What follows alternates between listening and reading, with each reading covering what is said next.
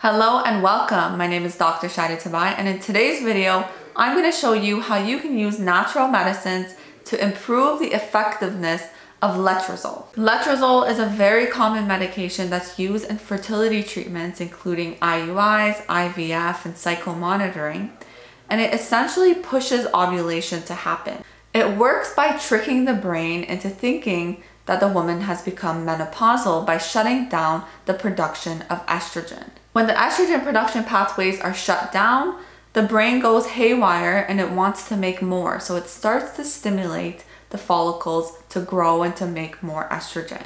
This constant stimulation forces the follicles in the ovaries to grow so that the woman can ovulate during her fertility cycle. This is great for fertility because we need women to ovulate in order to grab their eggs and do IUIs and IVFs or try and naturally get them pregnant. However, it does have some issues. And so I want to talk about the 3 top issues that I tend to see with letrozole and how to fix them using natural medicines. The first issue is that letrozole actually thins the uterine lining, which is needed for proper attachment of the embryo.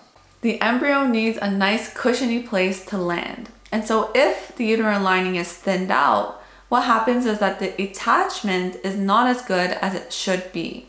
To help with this issue, there's a great antioxidant called N-acetylcysteine that's actually proven in research to improve the uterine lining and reduce the thinning that occurs when we use medications like letrozole or Clomid. NAC also helps to improve ovulation, and so it's a perfect solution to help avoid the thinning that happens with letrozole and improve the effectiveness of letrozole in improving ovulation. The second problem with letrozole is that it can only be used a few times before we say let's move on to IUI or IVF. That means the few cycles that we have with the letrozole, we want to make sure that we're helping to improve its effectiveness so that we have a better result. 2 key vitamins that help to improve the effectiveness of letrozole are melatonin and myo-inositol.